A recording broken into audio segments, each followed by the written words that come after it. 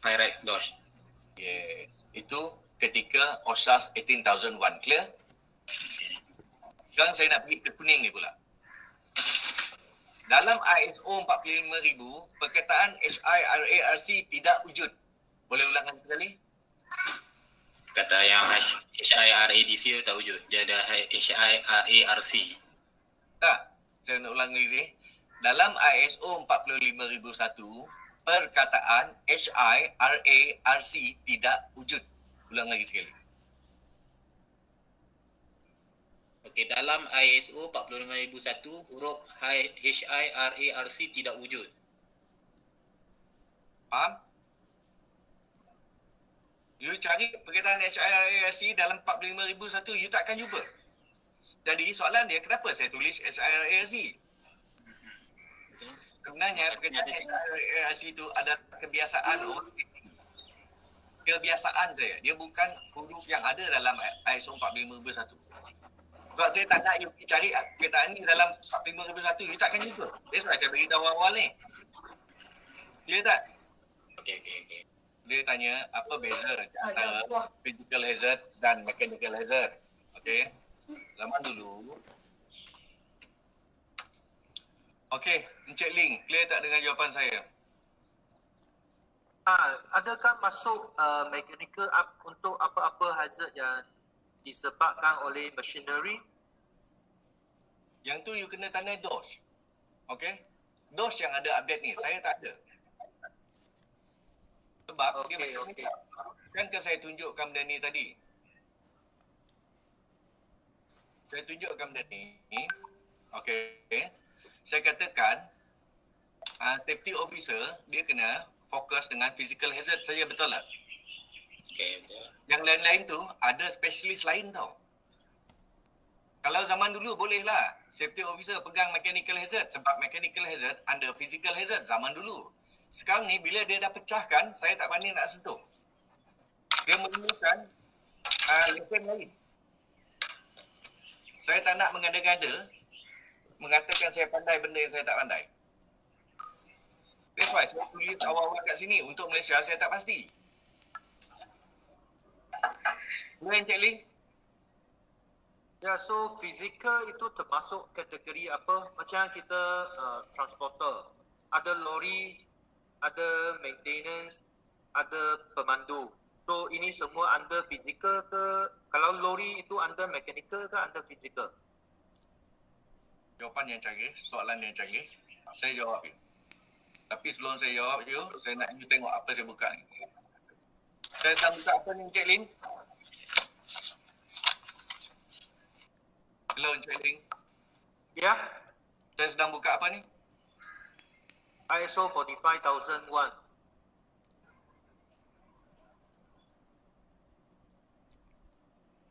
Sekarang saya sedang buka muka surat apa ni?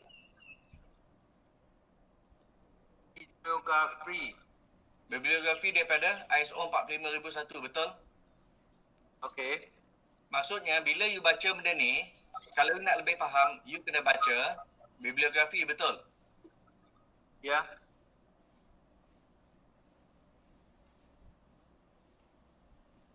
Sekarang saya tanda apa ni? OSHAS 18002. Okey. OSHAS 18002 adalah di antara material yang you mesti baca untuk faham ISO 45001. Setuju ke tak? Ya. Okey. You setuju?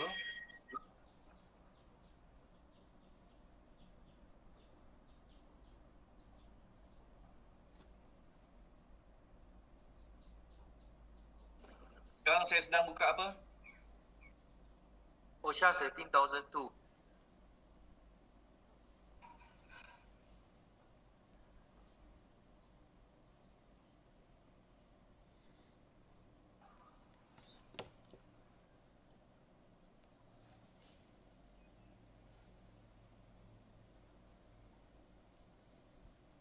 Sekarang saya masih dalam OSHAS 18002, betul?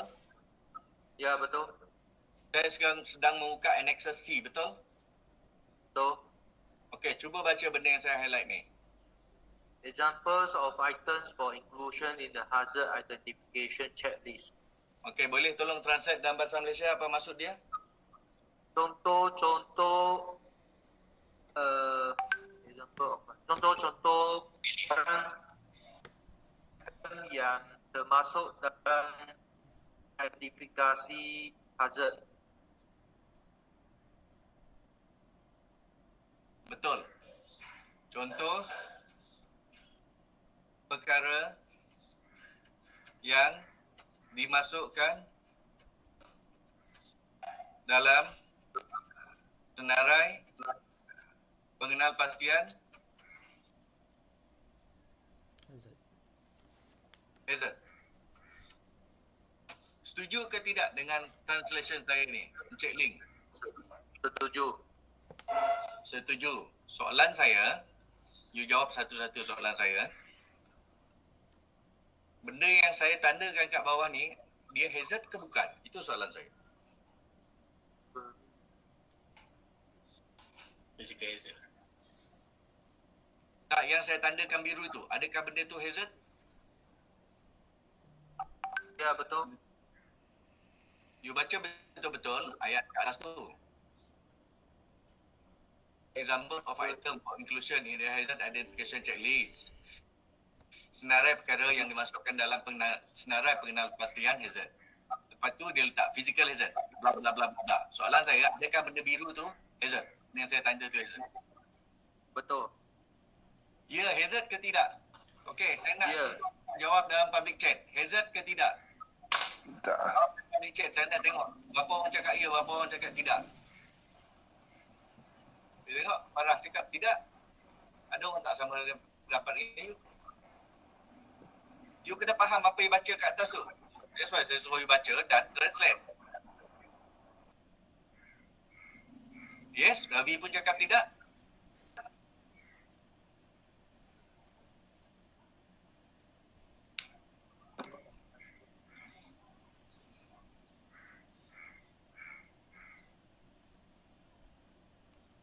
Okay, sebenarnya yang saya highlight tu bukan hazard. Yang saya senaraikan, yang saya tandakan ini sebenarnya adalah benda yang you tulis kena masukkan dalam ada supaya you tak terpenang. Maksudnya, kalau nak cari hazard, pergilah dekat orang kerja tempat tinggi.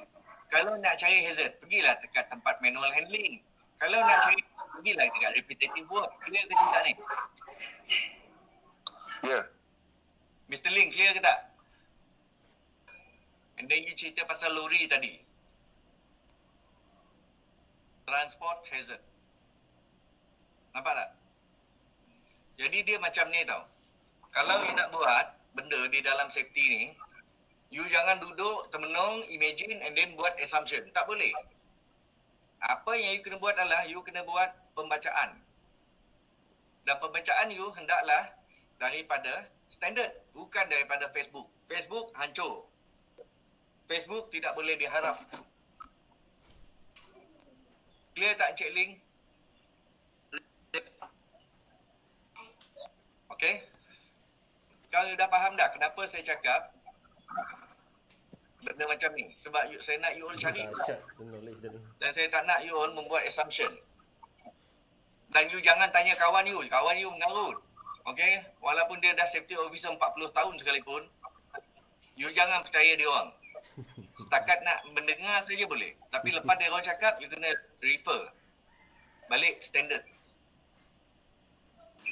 Encik Syakir, boleh tolong baca satu tu apa? B1. Okay, B1 dia cukup untuk lulus WPA dengan cemerlang. Tak cukup ke satu tu macam tu? Cukup ada. Dapat cert okey lah. Tak, lulus dengan cemerlang tu. Bukan lulus. B tu pengetahuan hebat sehingga boleh berdebat tentang OS.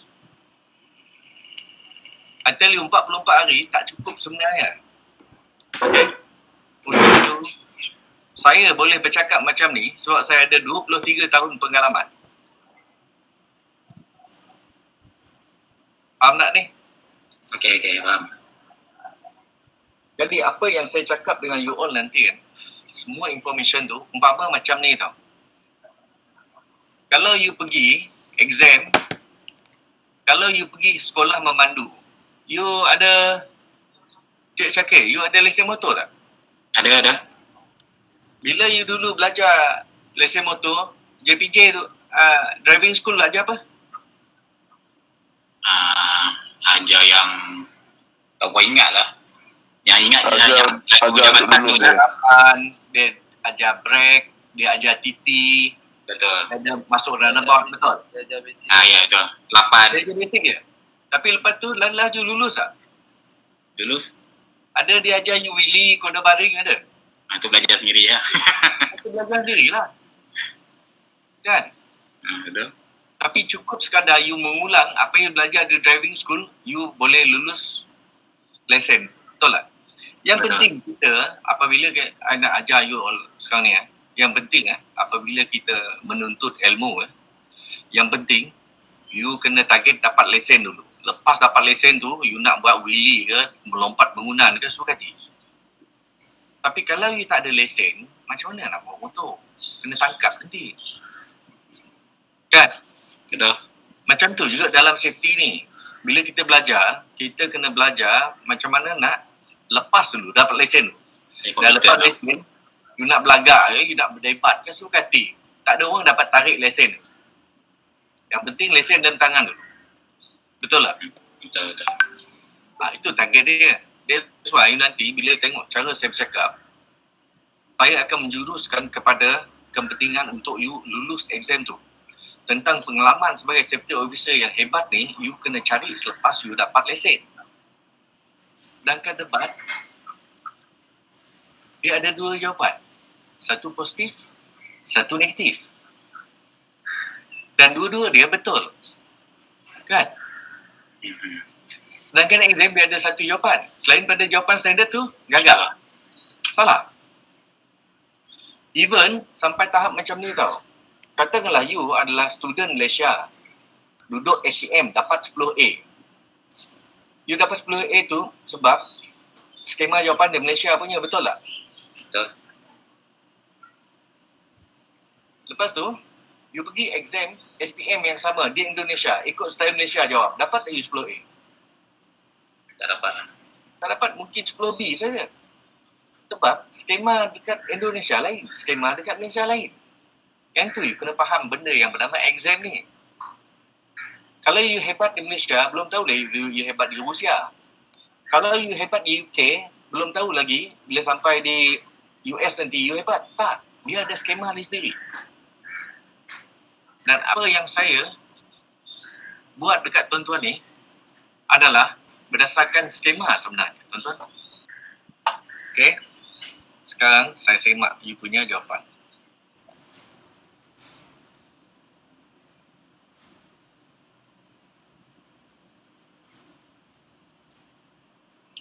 Okey ya.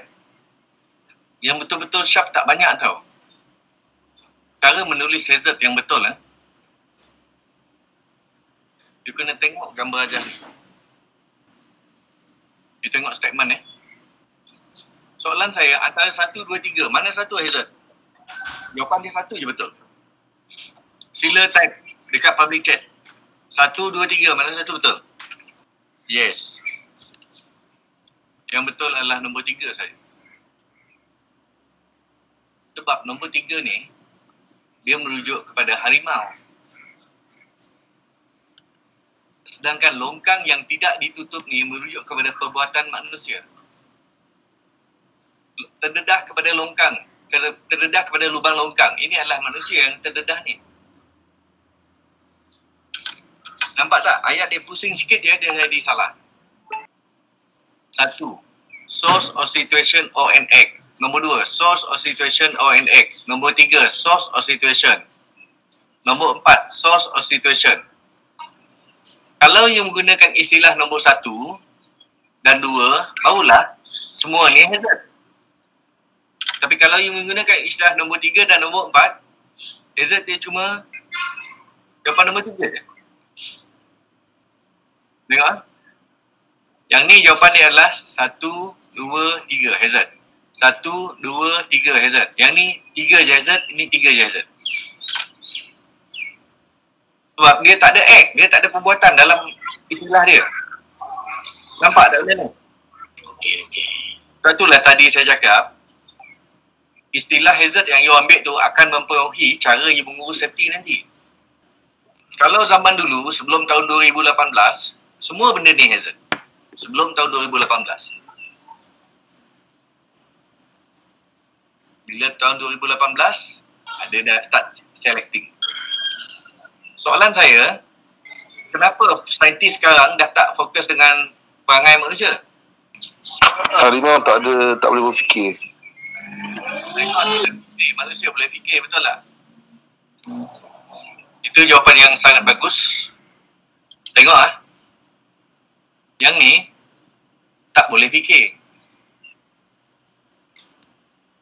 Yang ni boleh fikir. Saya nak tunjuk you satu contoh. Ini adalah platform yang tak ada rel. Pekerja bergerak dengan cepat daripada sini pergi ke sini, ke tepi. Maksudnya dekat sini ada unsafe act dan ada unsafe condition. Dekat sini pula ada platform juga. Tapi sekarang platform ni ada rel.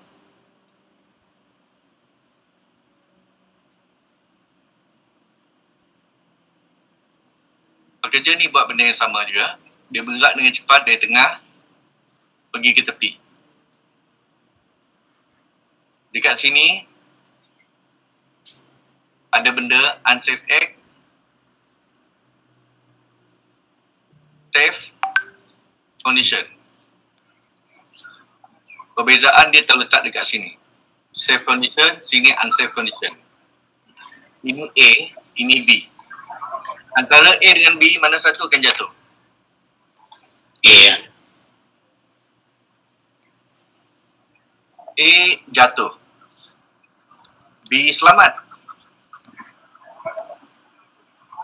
Jadi sekarang sebenarnya, apakah faktor yang boleh menyelamatkan manusia?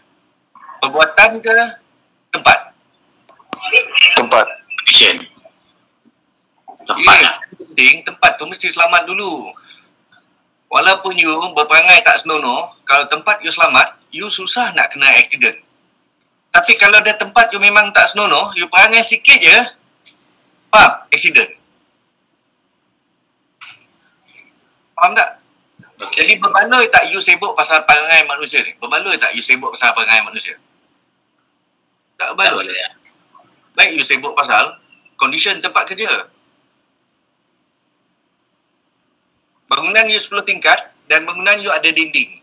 You pergilah langgar dinding tu. You takkan jatuh ke bawah. Sebab dinding tu dinding semen sangat kuat. Kan? Cuba bangunan itu tak ada dinding. You telefon je, silap sikit terjatuh dari bangunan 10 tingkat. Ada faham tak benda ni? Okay. Dah faham dah kenapa saintis pergi ubah dia punya definition ni? Sebab saintis nak you tekankan tentang menyediakan tempat yang selamat. Okay? Dan satu lagi contoh yang saya nak bagi kat sini.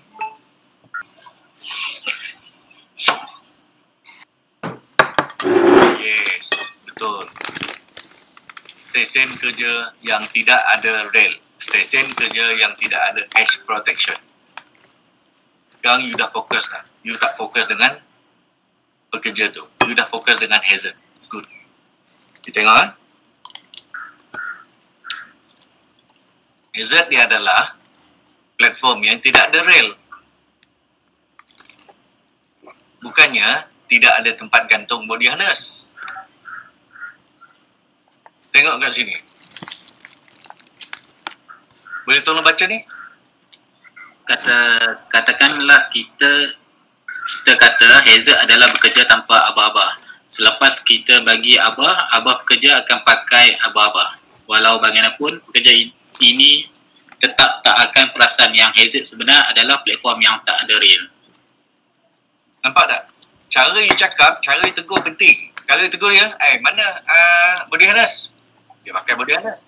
Mana tempat cangkuk body harness? Dia akan sediakan tempat cangkuk body harness. Dia takkan sediakan rail sebab you tak tegur rail. Faham tak benda ni? Jadi cara you menyebut hazard tu penting, akan mempengaruhi tindakan orang yang you tegur. Faham tak benda ni? Okey. Penting tak you sebut hazard dengan betul? Penting. Sebenarnya tindakan pekerja depend dengan benda you tegur ke tak? Dia depend dengan benda you tegur tau. You salah tegur, salah lah tindakan pekerja tu. You perasan tak ramai safety officer dibenci oleh pekerja? Perasan. You tahu kenapa? Sebab you duk tegur perangai mereka. You bukannya tegur pasal hazard. You sepatutnya jangan fokus dengan perangai mereka. You kena sediakan tempat kerja yang selamat. You kena tegur tempat yang tidak selamat. Dan you tegur tempat yang tidak selamat pun you tegur perangai mereka. Dan perangai mereka tu benda kedua you kena highlight. Benda pertama yang you kena highlight adalah tentang hazard yang sebenarnya. You jangan cari salah pekerja. Jadi kalau you betul-betul terror sebut hazard, you rasa pekerja suka dengan you ke benci dengan you? Suka. Kalau you dapat sebut hazard dengan betul, barulah you membantu pekerja. Tapi kalau you duk tegur salah dia orang, itu sebenarnya cari salah pekerja. Dia sebab pekerja tak suka. Okey dah, saya bagi jawapan lah. Nampak tak Encik Syakir? Kena barricade. Tak. Ada saya cakap pasal manusia ni.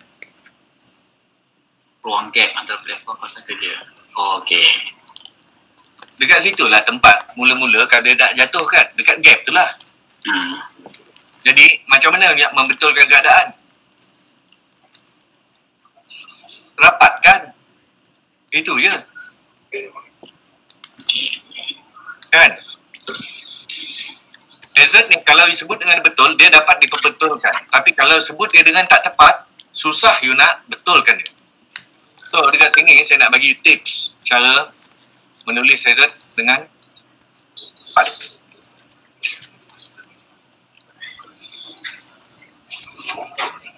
Mula-mula sekali tengok istilah.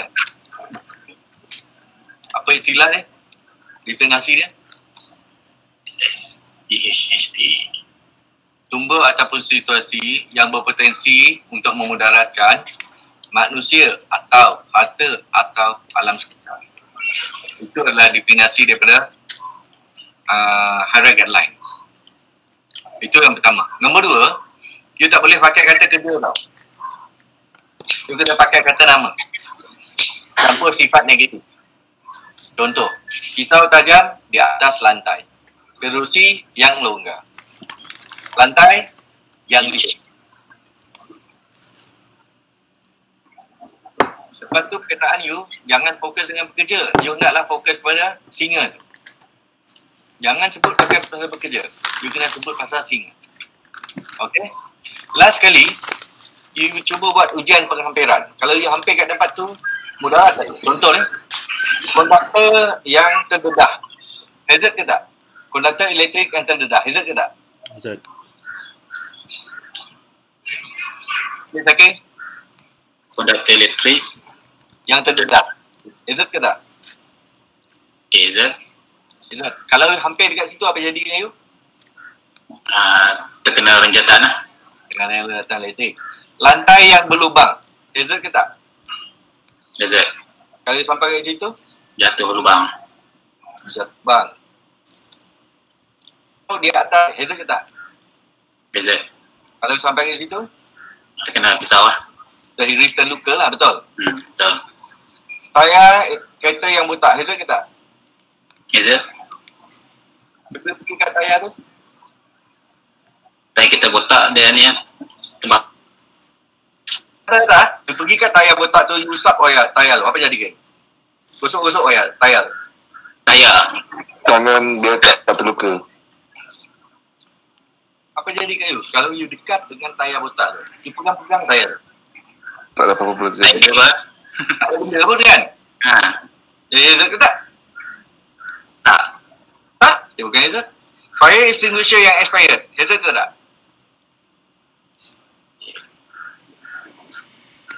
Tidak. Cuba you pergi dekat fire extinguisher yang expired tu. Usap-usap ke dia? Tak ada apa? Tak ada apa? Hazard ke tak? Tak. Tak. First aid box yang tidak lengkap, hazard ke tak?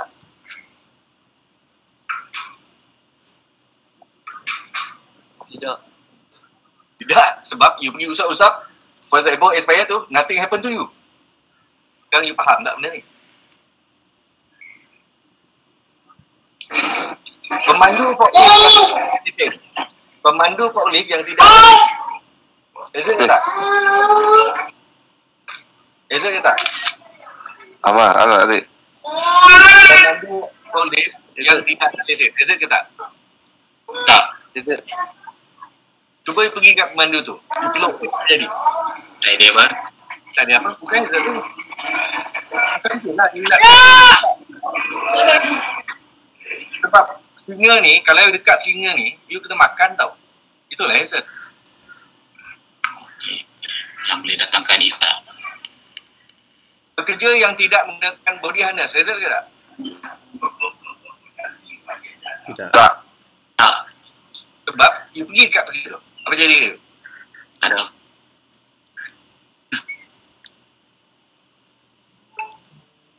Yang clear tak ni? Boleh kat bawah sangka. Dia letak madu kat sangka, dia ambil macam tu je, dia tak perlu panjat. Inilah safety. Sebenarnya kita mengubah daripada keadaan ni pergi ke sini untuk semua keadaan kerja. Okey.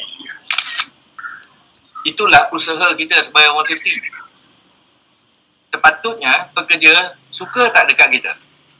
Betul. Sepatutnya orang safety ni memudahkan kerja ke menyusahkan kerja? Memudahkan. Memudahkan. Cuma kalau silap cakap, dia akan menyusahkan orang. Dalam OSHA, dia tak salahkan pekerja. OSHA, Condition tempat kerja tu. dia akan semak apa-apa jadi, CEO kena dulu. CEO mesti buktikan bahawa dia tak bersalah, barulah pekerja tu boleh disalahkan. Kalau zaman dulu, asal aksiden dia, pekerja terus kena. CEO lepas tangan. Sekarang ni tak. CEO dia bertanggungjawabkan dulu. Dia akan cek CEO tau. Adakah CEO telah melakukan maintenance? Adakah CEO telah menyusun tempat kerja? Adakah CEO provide training, information, instruction and supervision? Adakah CEO sudah menyediakan tempat masuk dan keluar yang selamat? Adakah CEO telah menjaga dia punya welfare? Kalau jawapan itu semua yes, baru dia semak pekerja. Kalau CEO tak sediakan benda yang saya cakap ni, memang CEO kena. Masak CEO tu kena. Belum ni you fikir safety officer ni apa? Sekarang ni baru dia tahu apa sebenarnya safety officer. Sepatutnya safety officer ni adalah orang yang disayangi pekerja, dirindui oleh pekerja. Bukannya pekerja tengok muka you menyampah. Kalau pekerja tengok muka you dia menyampah, maksudnya you tersalah function tu. Kalau macam tu barulah salah pemandu. Itu pun Mr. Ling, selepas dia bagi mas, dia akan tanya, ada bagi training tak? Ada bagi maklumat tak tentang mas? Ada bagi arahan ke tidak? Ada buat supervision ke tidak? Lepas you bagi PPE, you kena bagi training, you kena bagi instruction, you kena bagi supervision. You tak buat benda tu, you masih salah sebagai CEO. Mana satu jawapan betul? A ke B? Okey. Encik Syakir, boleh tolong baca? Yang highlight ya. Ya. Okay, the term occupational health and safety OHS and occupational safety and health OSH have the same meaning. Sama lah. Apa kata? Oh, dan Ya. oh, Apa kata?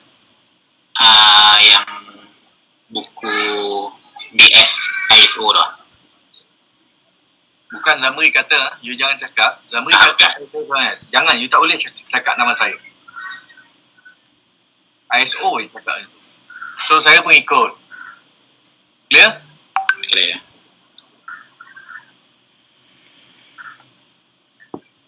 Kira saya ni sekadar macam pembaca berita je. Saya menjabarkan apa yang ada dalam skrip. Cuma skrip tu you kena pandai cari. Okay? Kalau you malas memang tak jumpa lah you skrip dia.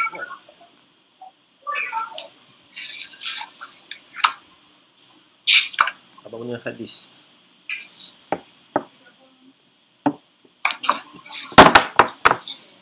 Ha? Okay? Tunggu pembuh dalam lemari kayu kat sini. Bekerja, kalau dia bekerja, dia akan menghasilkan keuntungan kepada syarikat. Seterusnya, syarikat akan memberi gaji lah kepada dia. Setuju? Setuju. Oh, hadis. Walau manapun, ketika dia membuat aktiviti kerja, kalau dia tak jaga betul-betul, dia akan cedera dan sakit. Itu kita tak nak. Sebab tu kita tak nak dia panjang pokok. Kita letak sarang lebah pergi ke bawah. Supaya dia tak jatuh dan tidak disengat oleh lebah. Clear? Okey. Yang kita nak adalah madu tu. Sebab madu tu nanti, bila syarikat jual, kita boleh bagi pekerja tu gaji. Gaji. Kita tak nak dia cedera. Sebab kita nak dua-dua happy. Kita nak token happy, pekerja pun happy.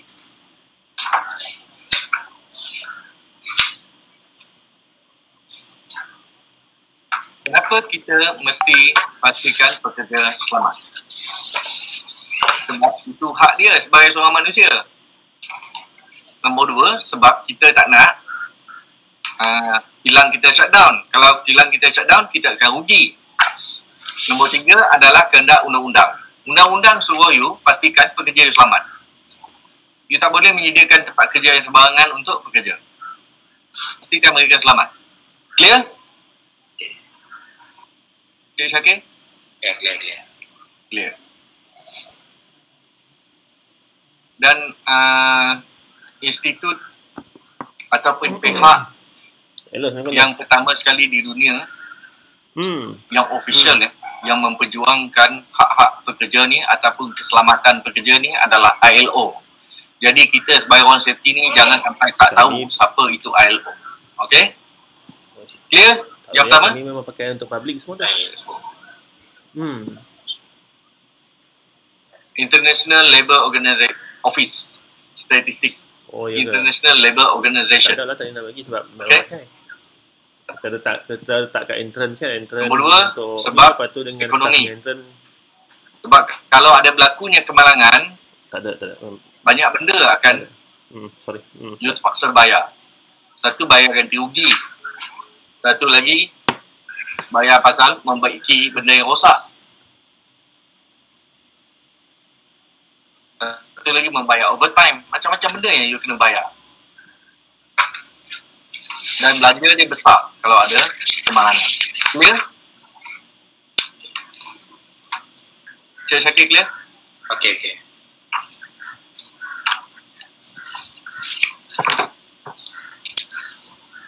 Last sekali, dia adalah kehendak undang-undang. Okay? Jadi, undang-undang yang you kena comply seperti macam OSHA 1994, FMA 67, yang tu yang utama. Lepas tu dia ada lagi yang lain-lain yang you mesti patuhi untuk memastikan pekerja dapat bekerja dalam keadaan selamat.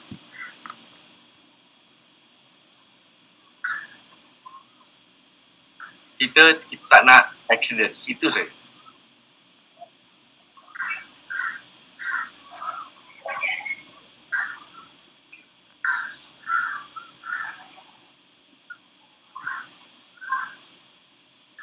Sekarang hazard. Ini adalah istilah original tau. Zaman saya dulu. Tahun 90-an. Okay? Anything that can cause harm. Walau bagaimanapun, you jangan jawab macam ni waktu exam. Ini bukan skema jawapan exam. Skema jawapan exam adalah skema jawapan nombor 3 tadi. Clear? Ya.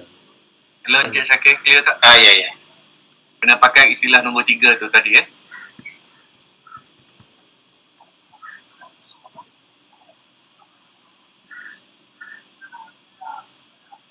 Okey. Kalau ditanya tentang hazard ni ada berapa kategori, you all kena jawab 7 seperti yang saya cakap tadi tu. Clear? Okey. Jadi hazard ni, you mesti kena pasti, lepas tu you kena analisis, lepas tu you kena kawal. Macam manakah cara you mengawal hazard kategori physical? Apakah tool yang you pakai? HI, RA, RC. Nampak tak? Identification tu HI, risk analysis tu analysis, risk control tu adalah mitigation/control. Clear?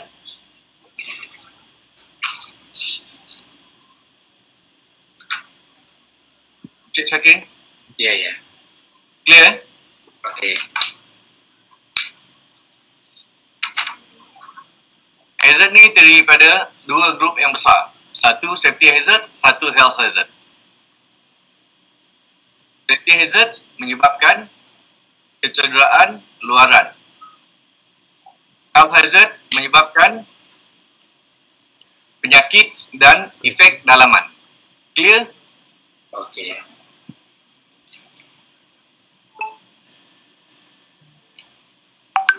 Yang ni safety hazard, health hazard. Ada macam-macam. Cuma benda ni adalah istilah dulu.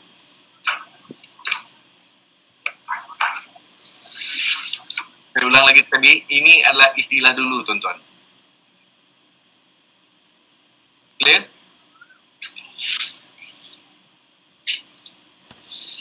Cik Syakir, sekarang ada berapa kategori? 7. Yes, 7.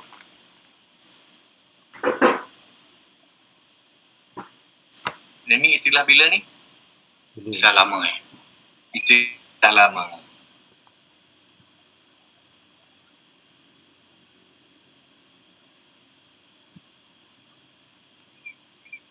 Okey, dekat mana dia dapat benda warna hijau ni?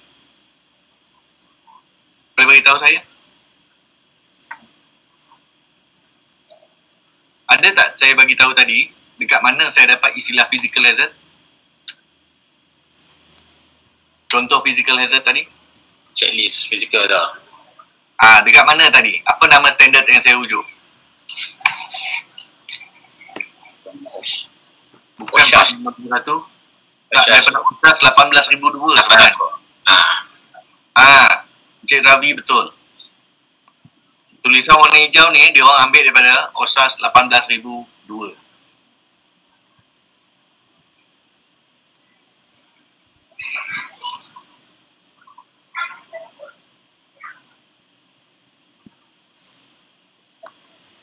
Okey.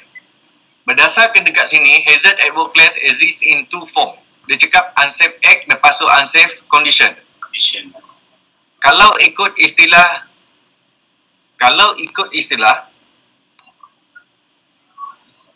direct guideline, adakah dia menerima nombor 1 tu?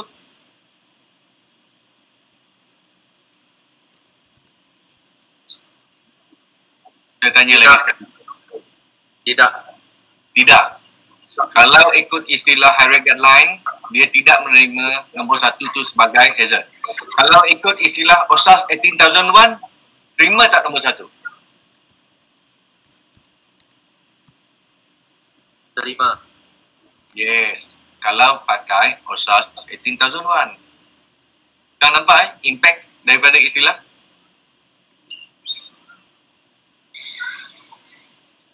Okey, yang ni adalah unsafe act.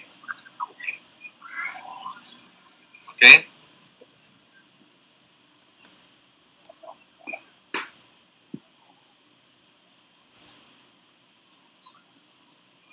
Yang ni unsafe condition. Unsafe condition, you don't worry. Saya ada banyak contoh yang saya boleh bagi dekat tuan lepas ni.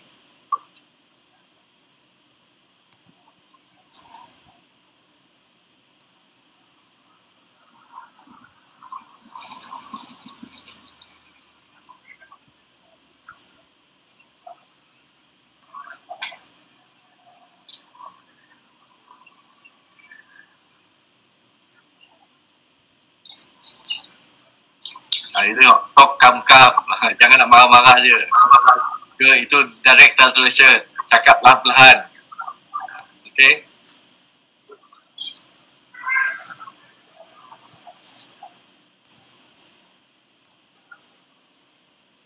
Yang ini sebenarnya istilah mana satu ni? Yang sedang saya buka ni.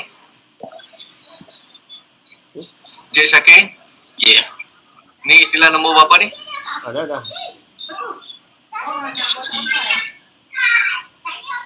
Kita ada 4 kan? 1, 2, 3, 4. Ya, yang ni istilah nombor apa ni?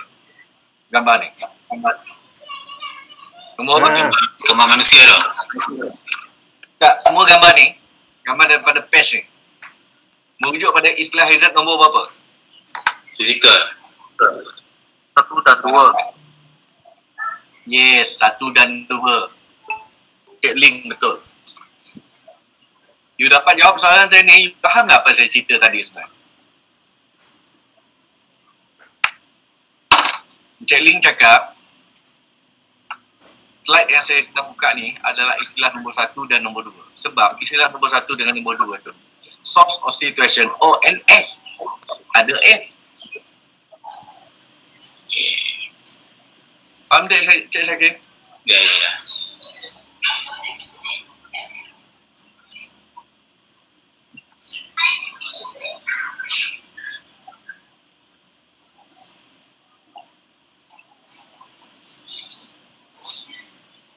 Habis, itu saja tentang slide pertama. Ada apa-apa soalan nak tanya? Okey, kalau tak ada soalan, saya nak bagi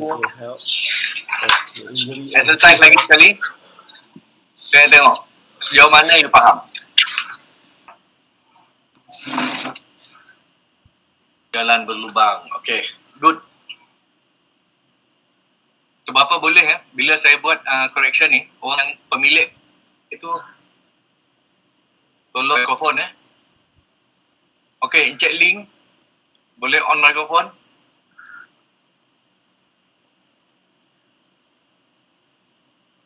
Encik Ling boleh on mikrofon? Sudah on. Okey.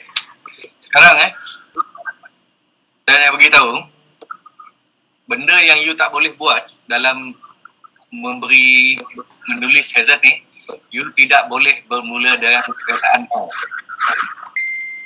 Tidak boleh. Okey? Okey. No tidak boleh digunakan untuk start buat perkataan hazard. Jadi, berkemungkinan hazard dia jadi macam ni. Okey? Macam tu boleh. Kalau nak melambangkan tidak. No dekat depan tak betul. Working platform not supplied. Working platform not supplied. Sebab kerja tinggi, dia tak ada working platform. So terpaksa kerja di atas trailer.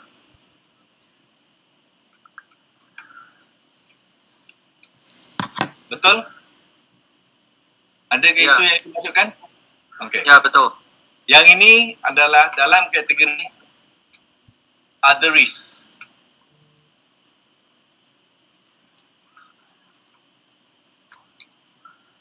Boleh baca apa saya tulis ni? Working platform is not provided. Refer to 4th December 2021.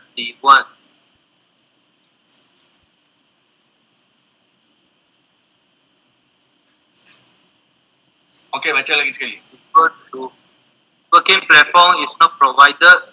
Refer to 4th December 2020 Facebook Jamri Sahari.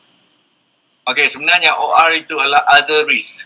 Dia bukan hazard. Dan kalau you nak faham apa maksud other risk, you kena tengok saya punya Facebook pada 4 Disember 2020. Okey. Okey? Sebab saya, kalau saya nak explain other risk dalam ni, masa saya akan habis. Tak cukup. Boleh? Encik Ling? Boleh. Okay. Cek saya punya Facebook nanti Okay. Zamri Sahri, yang bukan Zamri bin Sahri. Zamri bin Sahri itu saya punya wall. Yang tu mengarut. Yang pasal safety punya Zamri Sahri. Okey? Okey. Encik Ravi. Okey. Encik Muhammad Nasiruddin. Syashini. Cik Syashini, boleh tolong on mikrofon? Yes, sir. Okey. Following object ni, dia adalah, nampak tak apa saya tulis ni? Yes. Okey. Jadi dia punya hazard most probably adalah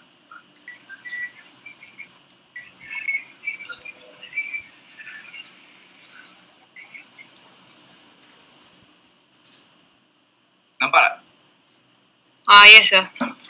Objek longgar tu nanti dia jatuh. Jadi objek longgar tu yang hazard. Bukannya falling object. Falling object adalah incident. Okay, sir.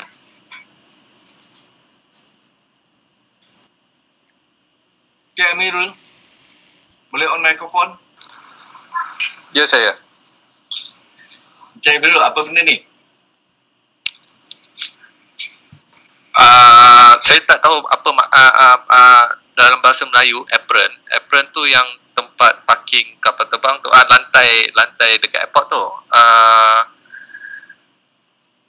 Apron dulu. Apron tu yang tak rata. Saya tak tahu nak cakap dalam bahasa Melayu apron tu. Jadi you kena cakap macam ni. You cakap airport jalan tidak rata. Saya tengok ini dia punya grammar tu memang saya tak dapat masuk kepala saya tau. Oh, okey, faham.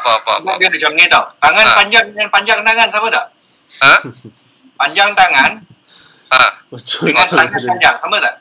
Tak. Tak sama kan?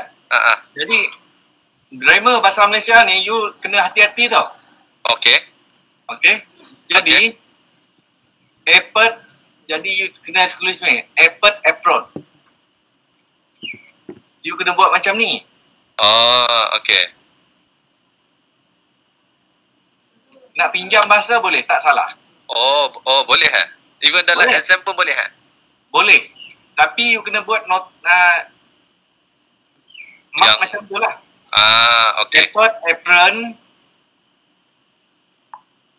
yang tidak rata. Okey. Tidak boleh Sebab apa boleh? Jangan pakai tak Okey. Faham. Okey. Tak ni untuk WeChat boleh lah. Suki dah kalang kali lah. Okey. Okay. Tapi nak keluar-keluar pun tak boleh. Ada satu apa yang sekarang ni budak Dia tak cakap tahu lagi tu, polis. pasal dia orang dalam Dia WeChat nak tak mengajar, silap dia saya. kena jaga orang Betul. WeChat ni you baca you tak faham tau. Saya tak faham. Tak tahulah. Kalau budak sekolah faham. Okey, airport apron yang tidak rata. Okey, faham. Yang ni baru betul dia punya hazard. Okey. Okay. Nur Zrin, boleh? Ya tuan. Paip air panas, tiada pejabat haba. Ya. Ini pun cerita pasal. Okey. Sebelum saya huraikan benda ni, you kena temankan saya dia. Okey. Dia nak tengok, dia tanya hazard tu macam mana. So tengoklah orang punya penulisan sebab dia nak tengok orang faham ke tak faham. Soalan saya macam ni. So macam-macam lah cara orang menulis kan. Kenapa? Sebab dalam safety ni dia kata source of situation dia tak ada perbuatan. So kalau ni kan tidak dicuci, itu kan perbuatan. Orang tak buat, tak cuci kan. So nak bagi tahu benda tu secara betulnya dengan dalam konteks hazard yang sebenar tu yang pusing-pusing ni. Tata bahasa Abangnya okey lah, dia skip terus. atau grammar. Mengapa penulisan SSO wajib menggunakan tata bahasa dan grammar yang tepat? Tu dia tadi tangan panjang sama lah.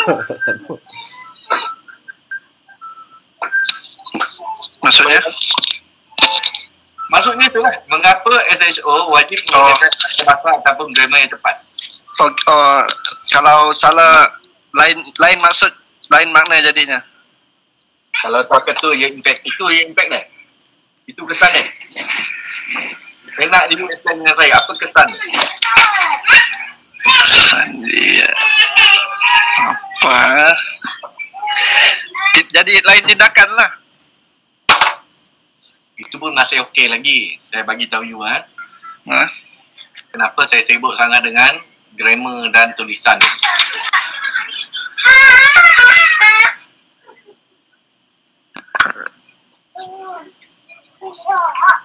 Dapat. Dapatnya.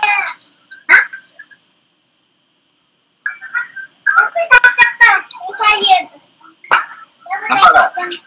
Nampak? Jadi kalau you salah tu,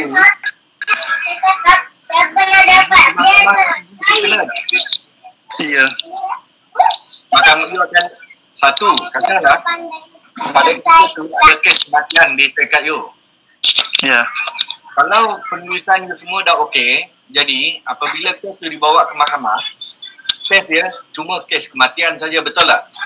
Ya. Walaupun kalau you ada masalah dalam penulisan, dia selain pada kes kematian, you akan ada dituduh macam-macam lagi tuduhan lain.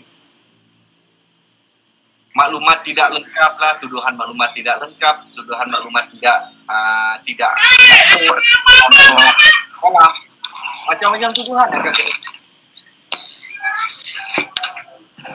Betul ke tak apa yang saya cakap ni? Ya, betul. So, apa yang nak buat lepas ni? Pastikan penggunaan ayat yang betul.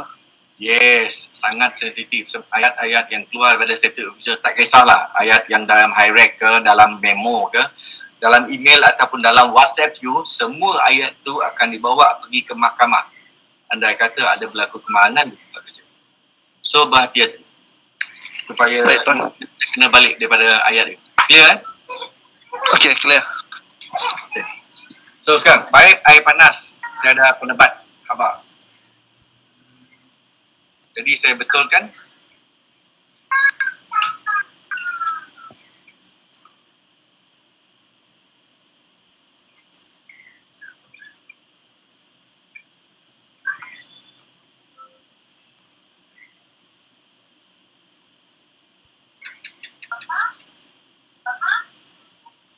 sikit je beza dia. Betul. Iya.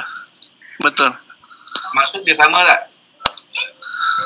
Tapi kalau you bawa ayat dekat atas tu, macam-macam pendakwa ataupun pihak yang menjadi pembangkang dan macam isu. Iya, betul juga. Okay, so kena berhati-hati. Okey, baik. Okay. Bahan kimia yang tidak bertutup di makmal.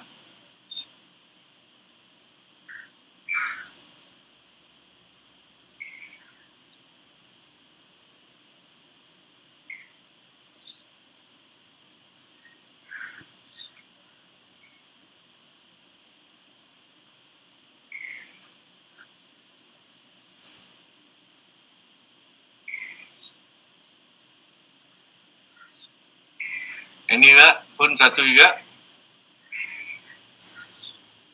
No edge protection. Farah, boleh on mikrofon Farah? Farah? Ya, Tuan. Okay, saya nak bagi tahu kat sini. You boleh tak bermula dengan perkataan no? Tak. Tidak boleh. Jadi, ayat yang betul adalah On without edge protection.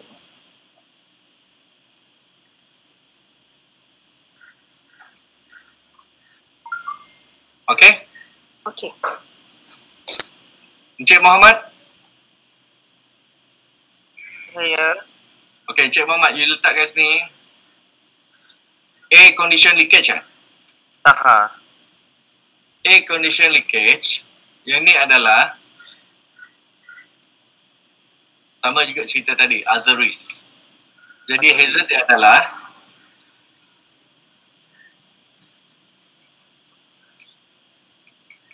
itu hazard dia. Water on the floor. Ya. Okay. Lepas tu yang ni pula. Encik Zul Husni. Ya saya. Okay, Encik Zul. Ya, ya. Ruang terkurung ni adalah tempat kerja.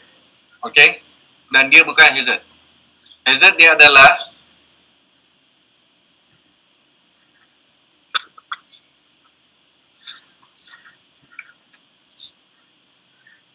clear? Okey, faham. Yang ni sama juga Sarah ni. Encik Muhammad Fairuz. Siapa Ya, yang saya. punya Encik Muhammad Fairuz, you message punya statement ni nombor umum. You suruh pekerja fikir balik. You rasa pekerja suka tak? Tak. Dia cakap, bro, tempat tu tak selamat lah. Tak selamat apa benda? You mesti cakap apa benda yang tak selamat tu. Okay? Jadi you cakap kat ni.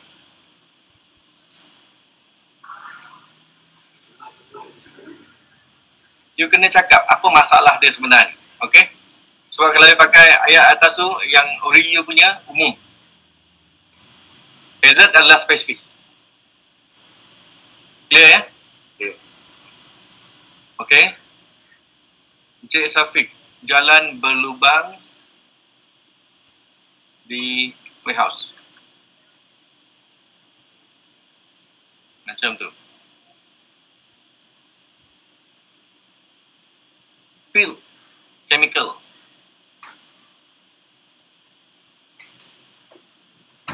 Tumpahan bahan kimia.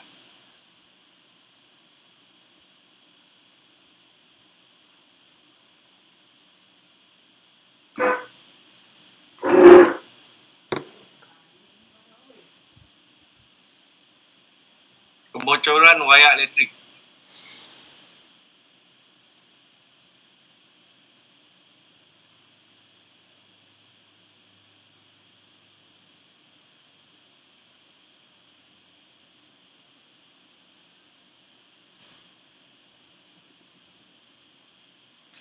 Okey. Kita tak sebut wayar elektrik bocor. Kalau pipe pun kita bocor. Wayar elektrik kita tak sebut bocor. Okey. Saya open. Ada apa-apa soalan yang you all nak tanya daripada pembetulan saya tadi?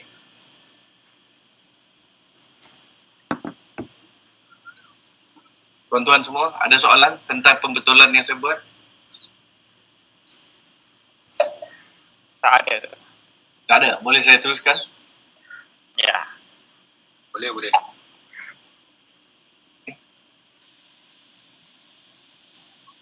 Kalau tak ada soalan, saya buka historical perspective. Okey, soalan saya. Encik Caking. Ya, yeah. You rasa agak-agak safety ni bermula di dunia. Di dunia bila? Safety. Bermula di dunia. Official ke ada? Official. Di dunia.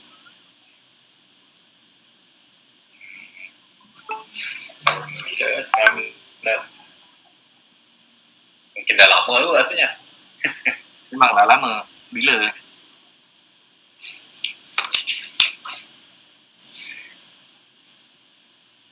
You tanya official tak official? Benda ni. Saya katakan dia official sebab dia bertulis. Umar Rabi. Benda ni telah ditulis oleh Raja Hammurabi tau pada tahun 2000 sebelum Masihi. Dan saya katakan benda ni official sebab maklumat ni bertulis. Sebab itulah dia official. Punyalah lama. 2000 tahun sebelum Masihi di zaman Babylon. Dan Babylon ni adalah Iraq sebenarnya, tuan-tuan. Clear benda ni? Okey. Itu di dunia. Sekarang, bilakah safety bermula di Malaysia? 1994.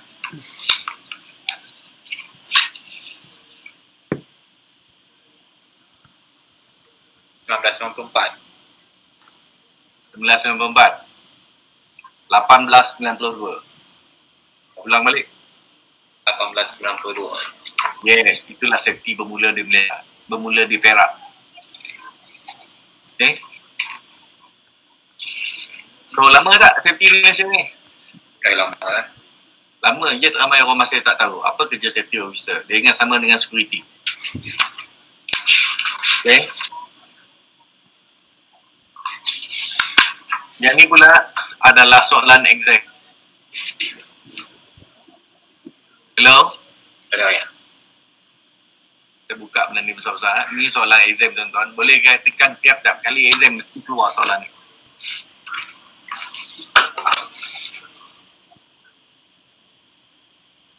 Dia tanya, siapakah yang pertama sekali mengeluarkan pamphlet on occupational disease? Jawapan dia adalah Alan Berg. Alan Berg. Soalan ni tiap-tiap kali exam mesti keluar. 1473 Alan Berg, Jerman. 1473. Yang ni pula. Siapa ni? Ramazini. Bernardino. Ada yang macam ni. Dia tanya, who is regarded as father of occupational disease, occupational medicine? So jawapan dia adalah Bernardino Ramazzini. Ramazzini adalah orang yang dikenali sebagai father of occupational medicine. Soalan ni, soalan pasal Alan Berg dengan Ramazzini boleh dikatakan pasti keluar dalam setiap exam. Okay. So, not benda ni Yang ni pula adalah tentang perubahan industri. Okay.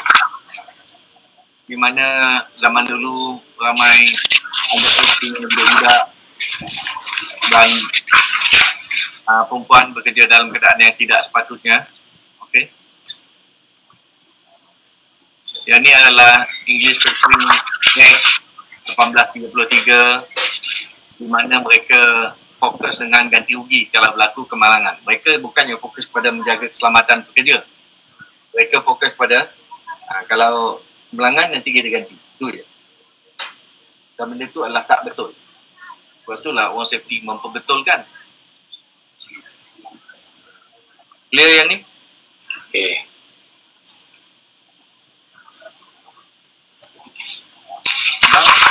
Sebab safety ni menjadi insurance oriented.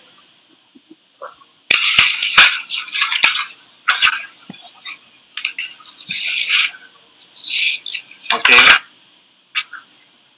6 second. You tahu tak duit insurans duit apa? Duit insurans? Duit insurans tu duit apa sebenarnya? Duit insurans duit sosial tau. Duit insurans adalah duit sosial. Okay. Sebab syarikat seluruh dunia, syarikat insurans seluruh dunia, mereka pool duit tau. Lepas tu, kalau terjadi kemalangan, mereka akan ambil duit tu, bagi dekat orang yang kemalangan. Ataupun mati tu. Ya? Yeah? Oh, okay. Jadi, duit insurans adalah duit sosial. Betul? Betul. Cuba you sebut sosial tu slow-slow. Apa jadi? Sosial. Slow lagi. Sosial. Lagi slow. Sosial. Lagi slow. Sosial. Apa sebenarnya? Sosial. Dia bencana. Yes. Kalau you dapat pun duit tu, bukan you boleh pakai pun. You dah lupa ke, you dah mati ke. Okay.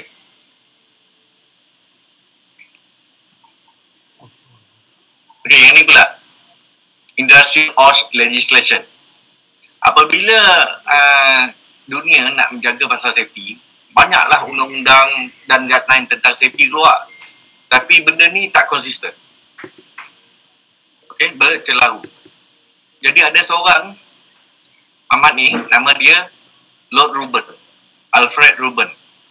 Dia telah menyusun semula undang-undang berkenaan dengan safety untuk menjadi lebih teratur. Dia lah orang dia. Orang yang menyusun semula safety di dunia. Siapa nama dia? Lord Ruben. Alfred Ruben. Lord Alfred Ruben. Okay, biasanya orang panggil dia Lord Ruben saja. You cakap Lord Ruben pun masih betul. Okay.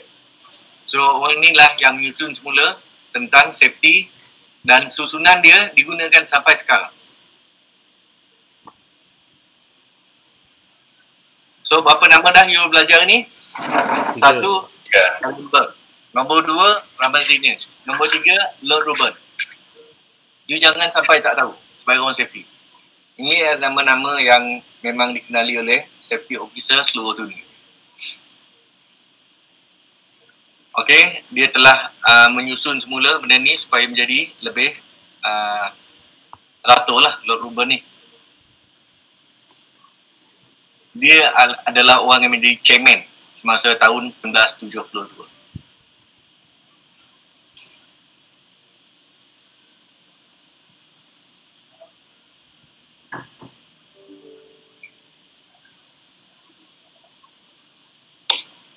Okey. You nampak tak apa? Self regulation legislation.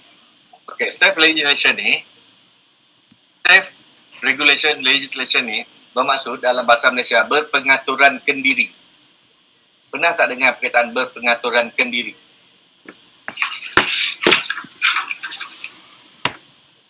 Saya kira pernah tak dengar perkataan? Pernah juga lah, kendiri. Dia semasa COVID ni malah perkataan berpengaturan kendiri ni. Okay, let me tell you apa maksud dia. Okay, sebagai contoh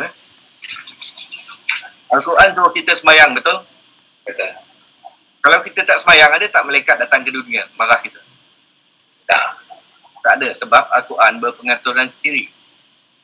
Maksudnya Allah dah keluarkan arahan semua dalam Al-Quran, okay, dibantu oleh hadis yang dikeluarkan oleh Rasulullah nak bagi kita faham. Satu, kalau tak nak buat, terpulang. Tapi nanti bila dah mati, sendiri jawab. Betul tak? Betul. Betul. Macam itulah safety ni juga. Kerajaan sudah mengeluarkan akta. Jadi kita sebagai pemilik syarikat iaitu CEO, hendaklah bertanggungjawab untuk memahaminya. Kalau you faham, nak buat, boleh. Kalau faham tak nak buat, sukati. Kalau bagaimanapun, nanti kalau ada insiden, you jawablah di mahkamah. Itu maksud dia, berpengaturan kendiri. Clear? Contoh undang-undang berpengaturan kendiri yang lain adalah undang-undang JPJ.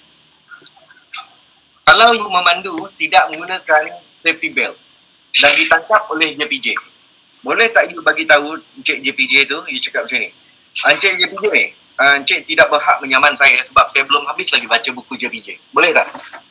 Tak boleh lah. Kenapa? Sebab sebelum nak lulus dia punya lesen tu, patutnya dia kena tahu semua lah. Yes, sebab undang-undang JPJ juga adalah berpengaturan kendiri. You nak baca ke tak nak baca, sukati. As long as you jangan melanggar peraturan dia. Tapi kalau you melanggar peraturan, you tak boleh cakap you tak faham. You sebagai rakyat Malaysia, you kena faham. Di mana-mana negara di dunia sekalipun menggunakan cara yang sama. Self-regulation untuk undang-undang. So, ada tak alasan CEO untuk cakap dia tak tahu OSHA dan FMA? Tak ada. Tak ada, sebab mereka adalah self-regulation.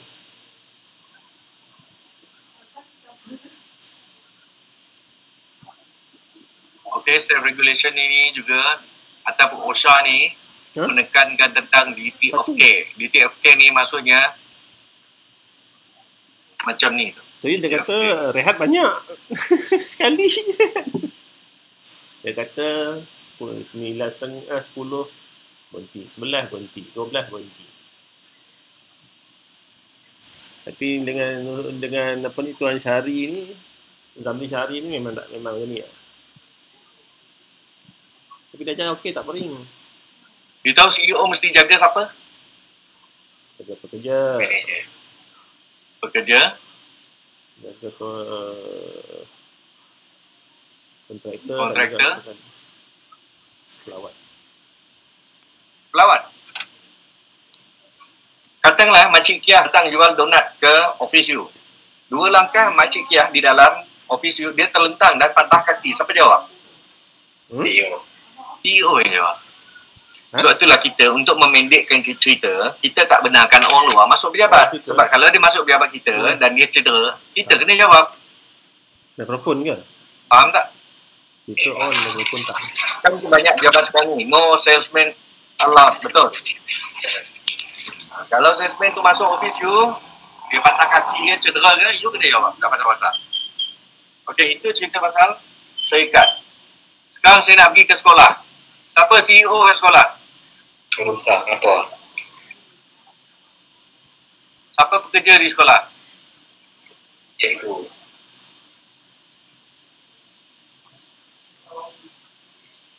Sekejap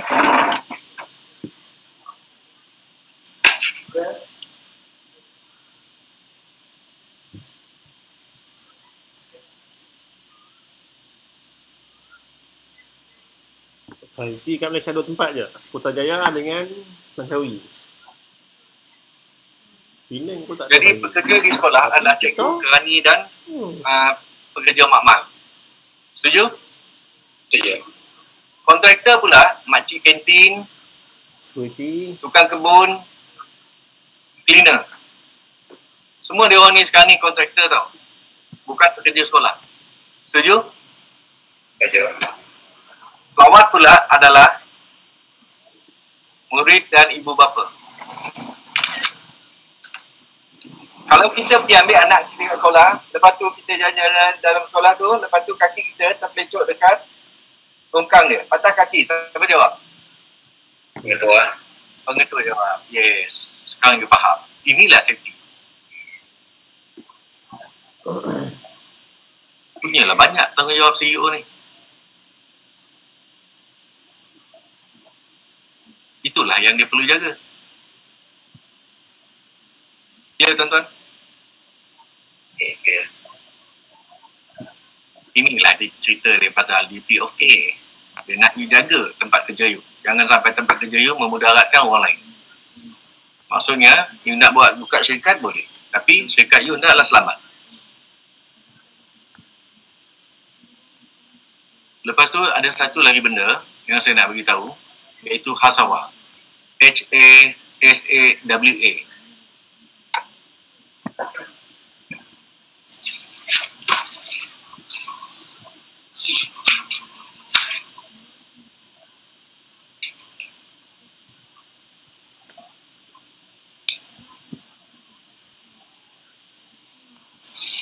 Soalan saya sama ke tak Hasawa dengan OSHA? Cik Syakir? Sama. Yes. Hasawa dekat UK. Yes. Ni cara sebut aja lain-lain. Dekat Malaysia kita sebut OSHA. Dekat UK dia sebut Hasawa. Dekat New Zealand pun dia sebut Hasawa. Tapi benda ni adalah benda yang sama. Okay.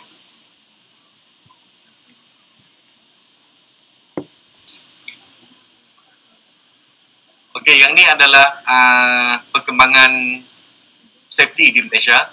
Okey. Daripada tahun 1892 lepas tu seterusnya sampai ke yang terkini tahun 1994. Okey. Kita punya akta berubah, improve.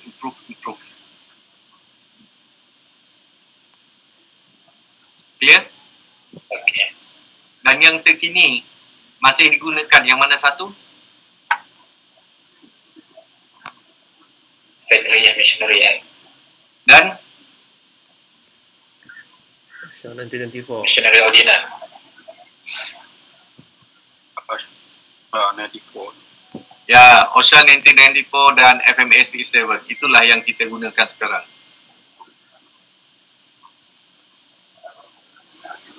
Okey, yang ni adalah tentang International Labour Organization. Okey, yang kita endorse pun rujuk dengan ni juga. Yang ni adalah OSHA 1994.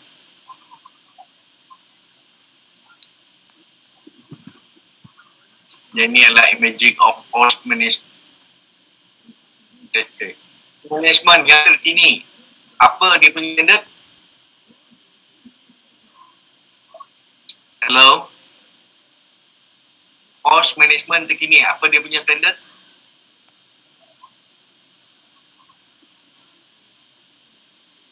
HMS. Encik dah cuba menjawab. Yang lain?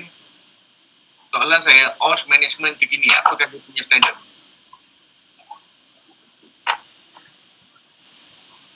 $45,001 lah. Yes, ISO 45001. Itulah OS management terkini punya standard. Yang ini adalah tentang teori yang popular di dalam safety, iaitu Heinrich punya teori dan Bird punya teori. Okey. Teori domino. Okey, saya nak terangkan dekat sini. Saya gunakan nota peribadi saya.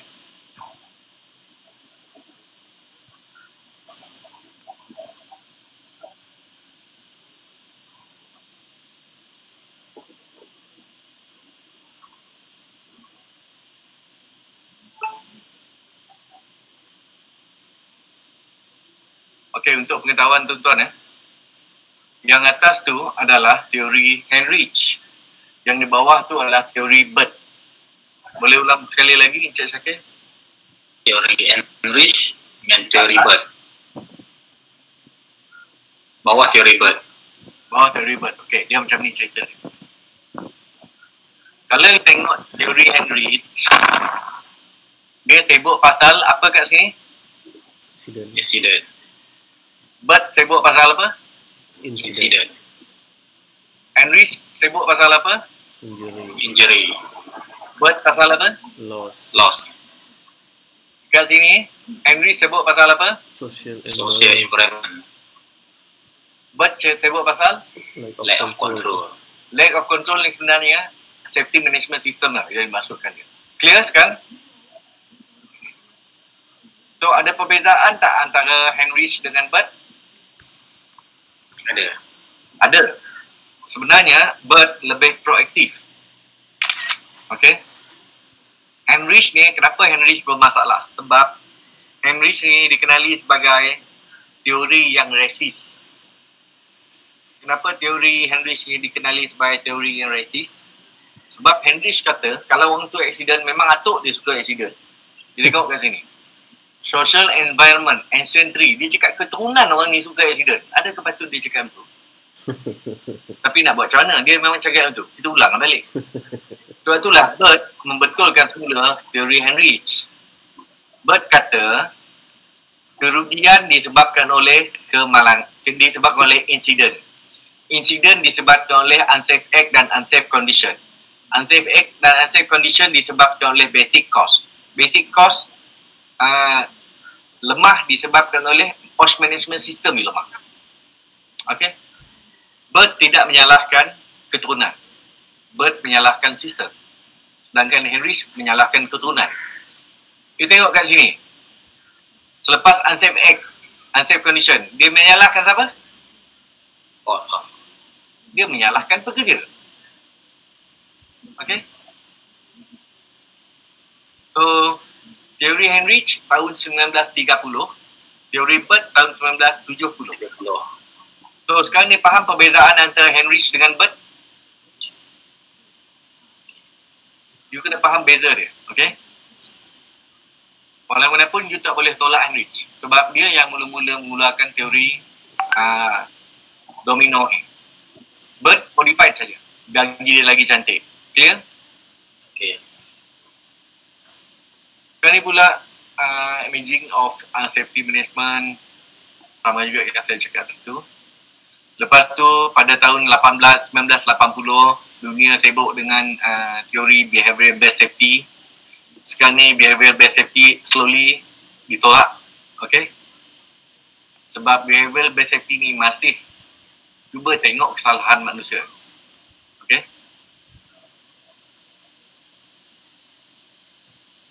Ini evaluation. Hammurabi, Ramazini, Heinrich, Bird, Lord Ruben sudah tahu tadi. Apa beza Heinrich dengan Bird, you dah tahu. Okay. Soalan, ada apa-apa soalan yang tuan-tuan nak tanya daripada perbincangan kita hari ini?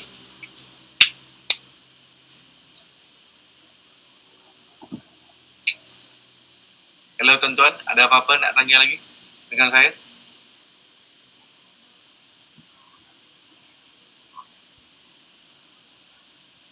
Tuan yang tadi tu macam dia tanya pasal nama orang tadi tu, you tim paper nombor berapa tuan? Yang Ellenberg. Okey. Tu tadi. Normally dia masuk dalam paper berapa? Paper 1 ke Paper 1 objektif. Saya ulang lagi sekali. Paper 1 objektif.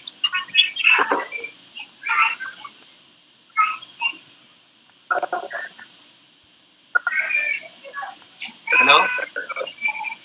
Dapat tak jawapannya? Dapat.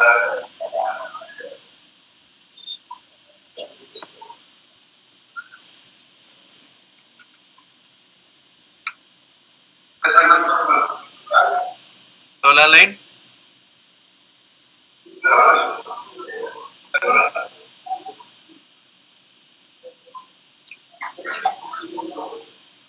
Oswald? Is typing?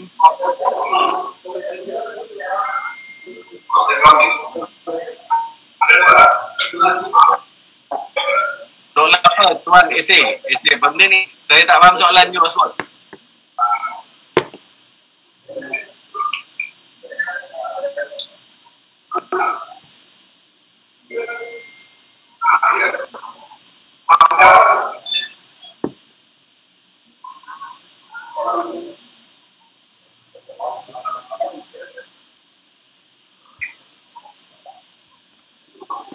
Maksud dia tu soalan aktif ke tuan? Saya rasa.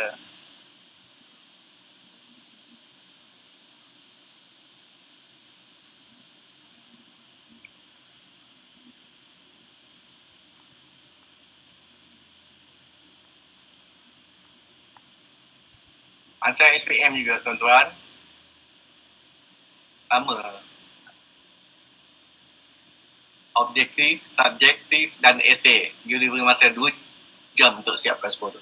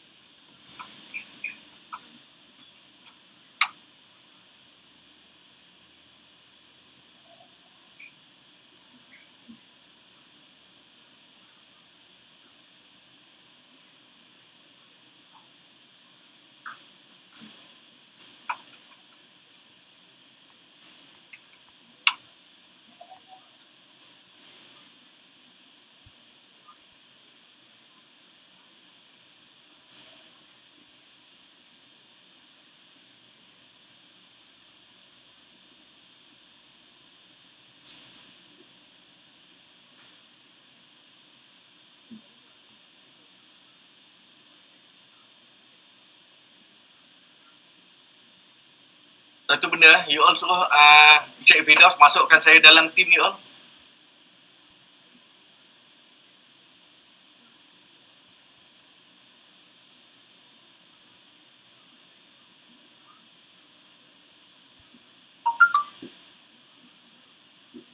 So Encik Firdaus masukkan saya dalam team you all. Paper 1, 2, 3, 4 tu you boleh ambil pada hari yang lain-lain. Okay? Paper 1 ambil lain, paper 2 ambil lain, paper 3 ambil lain, paper 4 ambil lain.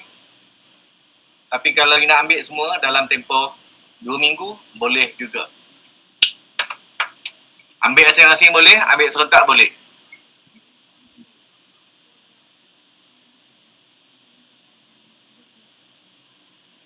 Kalau dah diberi peluang untuk ambil asing-asing, ambil lah asing-asing kan tak? Tak adalah pening sangat nak belajar.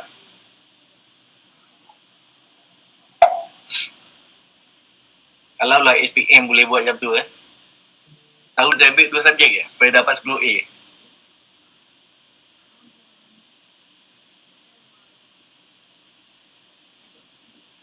Okey, soalan lain? Ada tak? Kalau you all tak ada soalan. Tuan nak tanya, ada tak contoh Ustaz? Contoh apa? Contoh soalan exam ada tak? Ada, saya banyak. Ada. Cuma saya tak nak bagi tu.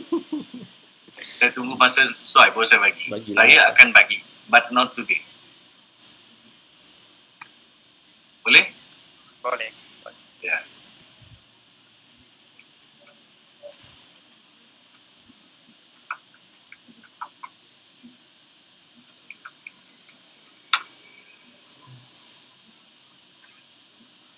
Tuan, Ya. masih awal aku nak tanya, basically Tuan, out of form paper tu, yelah based on your experience kan, paper mana yang paling ramai yang, yelah, we need to give more attention lah sebenarnya. Dan ramai yang fail tu. Paper 4 ramai orang fail. Ada yang paling tinggi lah saya tengok. Rate paling tinggi. 8 kali dia ambil. Kali ke-9 boleh lulus. 8 kali ambil. Tahun ke-5 boleh lulus.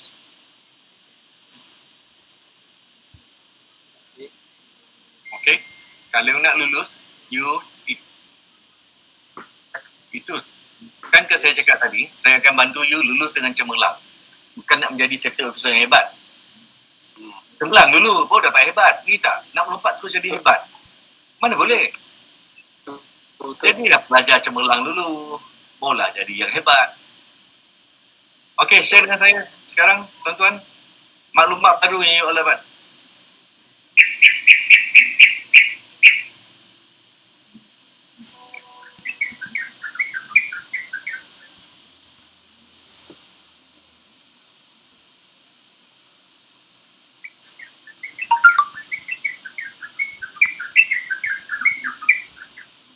Baca apa yang saya ajar cukup.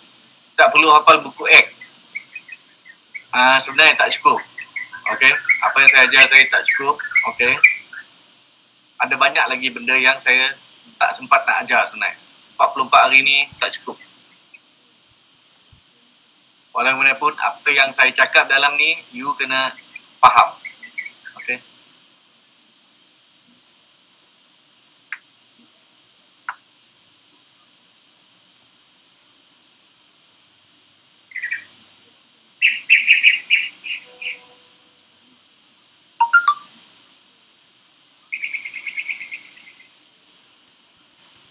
Okey, penggunaan ayam betul.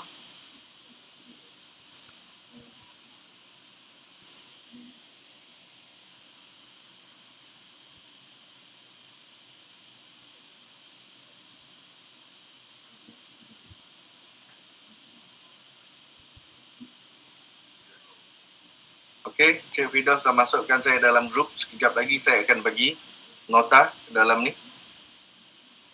Saya akan WhatsApp ke dalam grup ni. Perkataan danger harus dilupakan sekarang sehingga yang lulus paper 4 you ambil balik petanda. Lagi tak lulus paper 4, simpanlah dulu kat mana, hutan-hutan mana, gua mana ke, soroklah betul.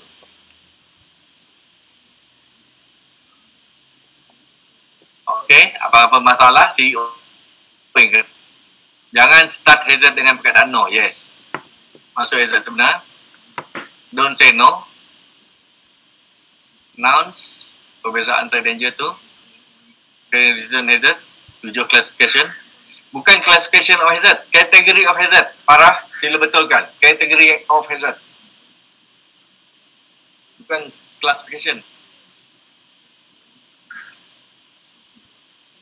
Yes. Tata bahasa penting.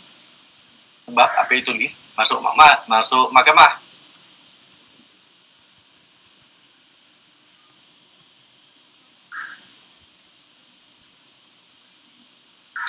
Yes, 7 kategori hazard. Kesilapan dalam hazard identification adalah cari salah pekerja. Yes. Jangan cari salah pekerja. Tengok apa yang tak betul di persekitaran. SHO tidak sepatutnya dibenci oleh pekerja. Yes, sepatutnya pekerja sangat tak sabar nak jumpa you all. Itu sepatutnya. Bukannya tengok safety officer menyampah. Itu something very wrong. Safety jaga nyawa, security jaga harta.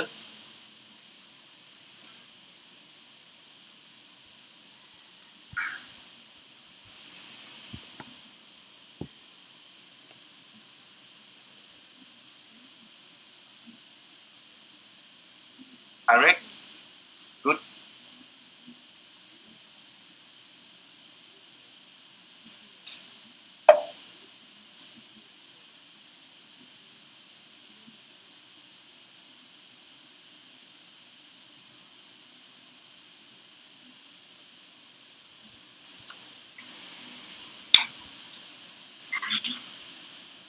Letter standard 45,000.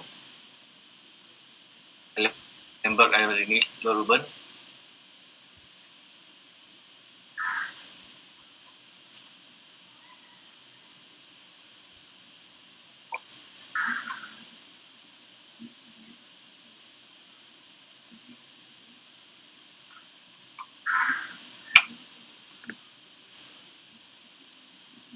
Self-regulation. Aswa, Osha. Okay, good. At least saya nampaklah apa yang tuan-tuan dah faham ini. Okay. Saya nak tangguhkan sesi kita hari ini, tuan-tuan. Boleh tak saya tangguhkan sesi kita sekarang? Kalau boleh, sila bagi green light untuk saya. Kalau boleh, saya nak hand over kepada Encik Firdaus. Boleh? Okay. Saya nak hand over kepada Encik Firdaus dan bila tunggu arahan seterusnya pada Encik Firdaus. Okay? Saya mengucapkan sekian, terima kasih dan Assalamualaikum. Dekat website e-learning dan training, klik competency training, klik SHO course, klik list of training. Dekat daily assessment, dah habis buat assessment, klik evaluation form pula untuk isi evaluation form. Semuanya di Hello?